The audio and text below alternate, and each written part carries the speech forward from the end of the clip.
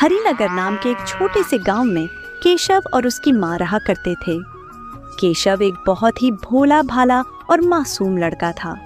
उसकी सादगी और नासमझी ऐसी थी कि गांव वाले उसका मजाक उड़ाया करते थे। बेटा केशव, जाकर 1 किलो आटा लेकर आ जा। सारा आटा खत्म हो चुका है, रोटी बनानी है और कुछ बचा ही नहीं घर में। ठीक है माँ, मैं अभी जाता हूँ, दुकान यहाँ पास में ही तो है। अरे केशव सुन, जरा आटा लेते वक्त थोड़ा ध्यान रखना, अच्छी क्वालिटी का लेना। पिछले बार जो लिया था वो ठीक नहीं था। केशव दुकानदार के यहाँ से गेहूं लेकर अपने घर चला आता है। जैसे ही उसकी माँ देखती है कि वह आटे की जगह गेहूं लेकर आ गया, वह पूछते हैं, मैंने तो तुझसे पहले ही कहा था कि आटा लेकर आना है, तो तू गेहूं क्यों लेकर आ गया? माँ, आपने गेहूं मांगे थे तो मैं गेहूं ही लेकर आ गया। कुछ दिन बीतता है। अप्रैल का महीना आ जाता है। सूरज अपना रंग दिखाना शुरू कर देता है। चारों तरफ पेड़ पौधे मुरझा जाते हैं और खेत बंजर हो जाते हैं। गांव के सभी लोग पानी के लिए तरसने लगते हैं। प्यास से उनकी हालत खराब होने लगती है। बच्चे, बूढ़े, जवान सब पानी की एक एक बूंद को तरसते हैं।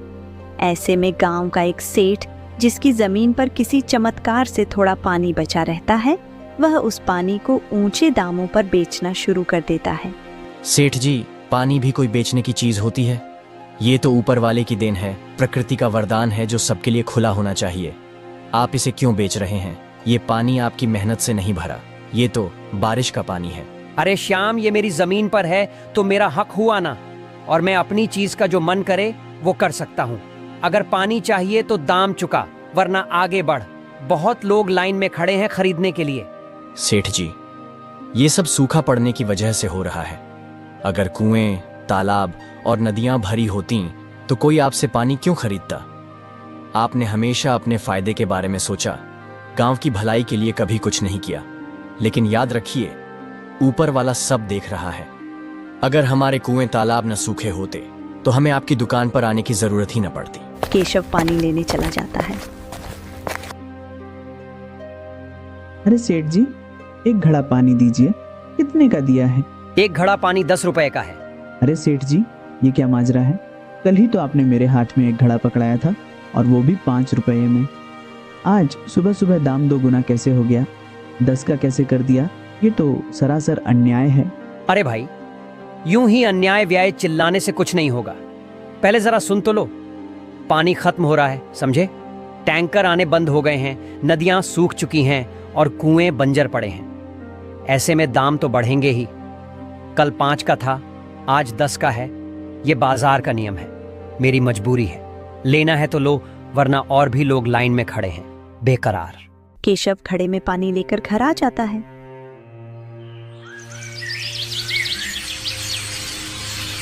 माँ, खाना तो किसी तरह बन ही जाएगा, लेकिन खेतों का क्या?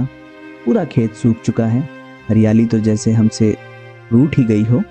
अगर पानी नहीं पड़ा तो इस बार फसल बिल्कुल बर्बाद हो जाएगी।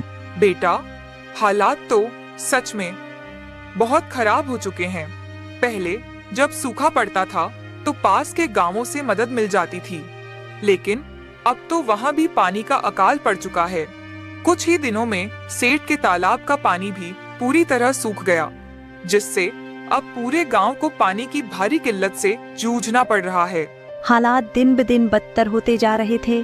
रोजमर्रा की जरूरतों के लिए पानी जुटाने की बड़ी चुनौती खड़ी हो गई थी। इस गंभीर समस्या से निपटने के लिए सरपंच ने तुरंत एक कदम उठाया और सभी गांव वालों को एक सभा के लिए बुलाया, ताकि इस संकट का कोई हल निकाला जा सके। हम सभी को पता है कि सेठ के तालाब का पानी भी अब खत्म हो चुका है। हालात दिन ब दिन और बिगड़ते जा रहे हैं। अब अगर हमने कुछ नहीं किया तो हमारा गांव भी इतिहास बनकर रह जाएगा। हमें कोई न कोई हल निकालना ही होगा। सरपंच जी, ये संकट तो पहले कभी नहीं देखा। खेत बंजर हो गए, मवेशी मरने के कगार पर हैं और लोग भूख प्यास से बेहाल हैं। कुछ न कुछ करना ही होगा, वरना हालात और बिगड़ जाएंगे। सरपंच जी, मैं सोच रहा हूं हमें उस रेगिस्तान की ओर जाना चाहिए जिसके बारे में हमारे बुजुर्ग कहते आए हैं। उन्होंने कहा था कि अगर पानी की असली खोज करनी हो तो वहां जाना होगा। हो सकता है वहां कोई ऐसा रास्ता मिले जिससे हमारी समस्या का हल निकल सके। नहीं, वहां जाना सही नहीं होगा। क्या तुम्हें याद नहीं, हमारे पड़ोसी गांव के कुछ लोग भी वहां गए थे, पानी की आस में निकले थे, लेकिन आज तक वापस नहीं लौटे। वहां जाने का मतलब है मौत को बुलावा देना। पर सरपंच जी, हमें कुछ तो करना ही होगा। हाथ पर हाथ धरे बैठे रहने से पानी नहीं मिलेगा। अगर हम डरकर यहाँ बैठे रहेंगे तो एक दिन पूरा गांव ही खत्म हो जाएगा। कम से कम हमें कोशिश तो करनी चाहिए। तुम्हारी बात ठीक है, लेकिन अभी हमें इस बारे में बात नहीं करनी चाहिए। वक्त आने पर हम किसी न किसी को वहां भेज देंगे।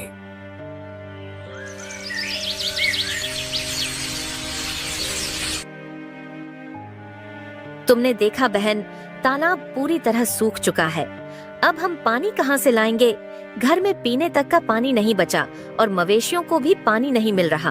अगर ऐसा ही चलता रहा तो हमारा गांव प्यास से मर जाएगा।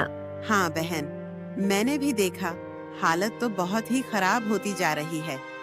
गांव में पहले ही पानी की समस्या थी, लेकिन अब तो बिल्कुल ही हद हो गई है। सरपंच जी ने बैठक तो बुलाई थी, लेकिन उसमें भी कोई ठोस हल नहीं निकला। क्या होगा हमारा? बस अब और इंतजार नहीं किया जा सकता। अगर हम खुद कुछ नहीं करेंगे तो हमारे बच्चे, बुजुर्ग, मवेशी सब प्यास से तड़प तड़प कर मर जाएंगे। हमें कोई समाधान निकालना होगा। मगर करें क्या?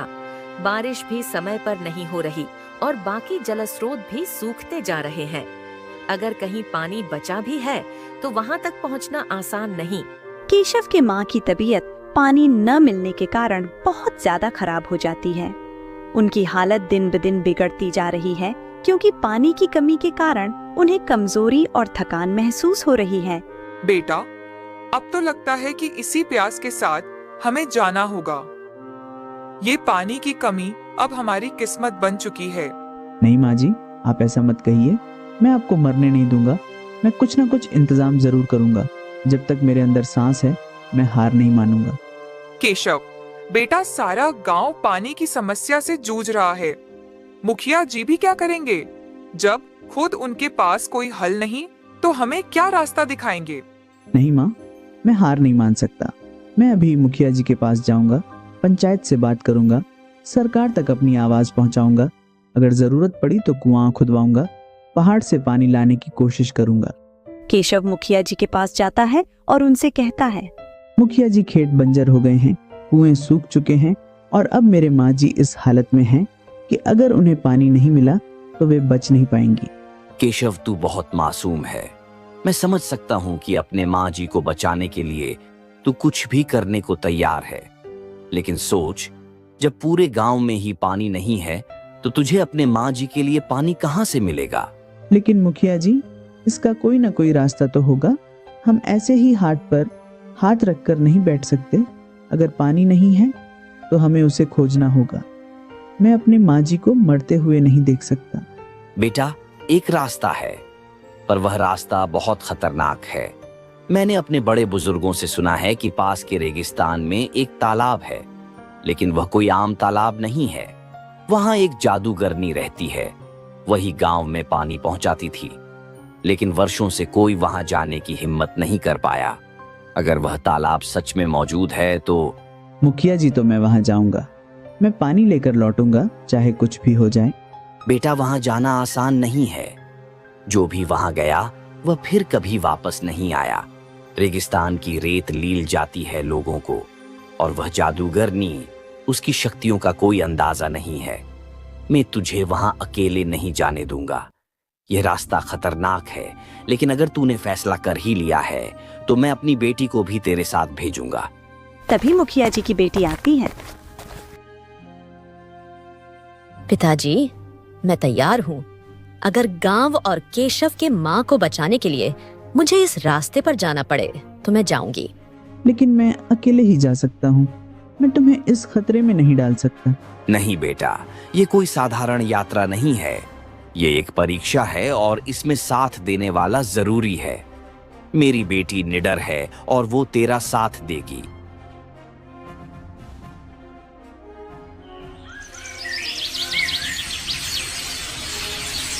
मुखिया की बेटी और केशव दोनों रेगिस्तान की ओर निकल पड़ते हैं। अपने लक्ष्य की ओर बढ़ते हुए वे लंबे समय तक चलते रहते हैं, लेकिन अचानक एक भीषण तूफान आ जाता है। तेज हवाओं और उड़ती रेत के कारण उनकी राह मुश्किल हो जाती है और वे आगे बढ़ने में असमर्थ हो जाते हैं। अब मुझसे और नहीं चला जाएगा। मैं बहुत थक चुका हूँ। मुझे नहीं लगता कि अब और आगे बढ़ना सही होगा। अगर हम आगे बढ़े तो मर जाएंगे। यहाँ पानी नहीं है, रास्ता खत्म हो गया लगता है। हम कितनी देर से चल रहे हैं लेकिन कुछ नहीं दिख रहा। नहीं रानी, हमें रुकना नहीं है। हमें आगे बढ़ना ही होगा, चाहे जैसे भी हो। अगर हम यहाँ बैठ गए तो यकीन मानो मौत हमारे और करीब आ जाएगी। हमें किसी भी तरह से पानी ढूंढना होगा, वरना मेरे माँ। मैं समझ सकती हूँ कि तुम्हारे दिल में अपने के लिए कितनी बेचैनी है, लेकिन अगर हम ही नहीं बचे तो उन्हें बचाने का क्या फायदा। मेरी हालत देखो, मेरे पैरों में छाले पड़ गए हैं, मेरी सांसें तेज हो रही हैं। अगर मैं और एक कदम भी चली तो गिर जाऊंगी। रानी, मैं जानता हूँ कि तुम बहुत थक चुकी हो, पर हमें हिम्मत नहीं हारनी चाहिए। सिर्फ कुछ कदम और। अगर हम रुक गए तो फिर चलने की हिम्मत नहीं जुटा पाएंगे। अगर तुम कह रहे हो कि आगे बढ़ना जरूरी है और अगर पानी मिला तो मैं तुम्हारे पास आ जाऊंगी और तुम्हें ले चलूंगी। केशव रीना को वहीं छोड़कर तपती धूप में आगे बढ़ता है। वह बहुत थक जाता है, लेकिन उसे अपने माँ की याद आने लगती है। वह रुकता नहीं और आगे बढ़ता जाता है। कुछ दूर चलने के बाद उसे एक तालाब दिखाई देता है। जैसे ही वह तालाब के पास जाता है, एक जादूगरनी बाहर आती है। बेवकूफ लड़के, अगर तुझे अपनी जिंदगी प्यारी है तो यहाँ से चला जा, वरना मौत तेरे सिर पर मंडरा रही है। ये जगह तेरे जैसे कमजोर लोगों के लिए नहीं बनी। हमसे गलती हुई होगी, लेकिन प्यास से मरते हुए लोगों का क्या दोष। मेरा गांव अब पानी के बिना खत्म हो रहा है। बच्चे, बूढ़े, महिलाएं सब तड़प रहे हैं। मेरी माँ जी, वो अब और नहीं सह पाएंगी। मैं तुमसे विनती करता हूँ, हमें पानी दे दो। अगर तुझे पानी चाहिए तो बदले में तुझे अपनी जान मुझे सौंपनी होगी। अपनी जिंदगी दे देगा तो तेरे गांव को पानी मिलेगा। केशव के चेहरे पर सन्नाटा छा जाता है। उसका दिल तेजी से धड़कने लगता है। उसकी आंखों के सामने अपने माँ की कमजोर हालत, सूखे होंठ और प्यास से तड़पता शरीर आ जाता है। वह गहरी सोच में डूब जाता है और फिर अचानक फैसला कर लेता है। ठीक है जादूगरनी, अगर मेरी जान देकर मेरे गांव को पानी मिल सकता है तो मैं तैयार हूँ। मेरी जान ले लो, लेकिन बदले में मेरे गांव को हमेशा के लिए पानी दे दो। मुझे नहीं लगा था कि तू इतना हिम्मती होगा। आम लोग अपनी जान बचाने के लिए कुछ भी कर सकते हैं, लेकिन तू अपने गांव के लिए मरने को तैयार है। ये दिलचस्प है मेरे लिए। मेरी माँ और मेरे गांव के लोग सबसे जरूरी हैं। अगर मेरी कुर्बानी से उनकी प्यास बुझ सकती है तो इससे बड़ी खुशी मेरे लिए कुछ नहीं होगी। पर मैं यह चाहता हूँ कि मुझे थोड़ी देर के लिए अपनी दोस्त से मिलने दिया जाए, ताकि मैं उससे कुछ कह सकूं। ठीक है, जा मिल ले उससे आखिरी बार।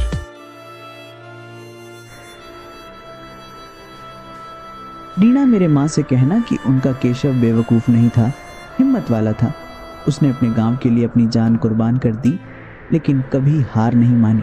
और गांव वालों से कहना कि पानी अनमोल है, उसकी बर्बादी ना करें, क्योंकि जिसे प्यास की सच्ची तकलीफ नहीं पता, वो कभी उसका महत्व नहीं समझ सकता। नहीं केशव, ये तुम क्या कर रहे हो? तुम ऐसे कैसे जा सकते हो? हम कोई और रास्ता निकाल लेंगे। प्लीज मत जाओ।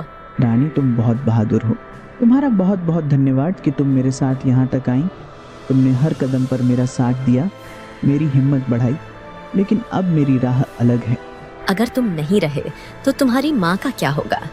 क्या तुमने सोचा कि उनका क्या होगा जब उन्हें पता चलेगा कि उनका बेटा उनके लिए अपनी जान दे चुका है?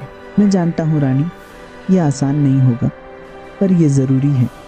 अगर मैं अपनी जान देकर पूरे गांव को पानी दे सकता हूँ तो यह सौदा बुरा नहीं है। और हाँ, मैंने तुमसे झूठ नहीं कहा। पानी मिल गया है, लेकिन इसकी कीमत मेरी जान है। इतना कहकर केशव वहां से चला जाता है, अपने पीछे एक अनिश्चित भविष्य छोड़कर।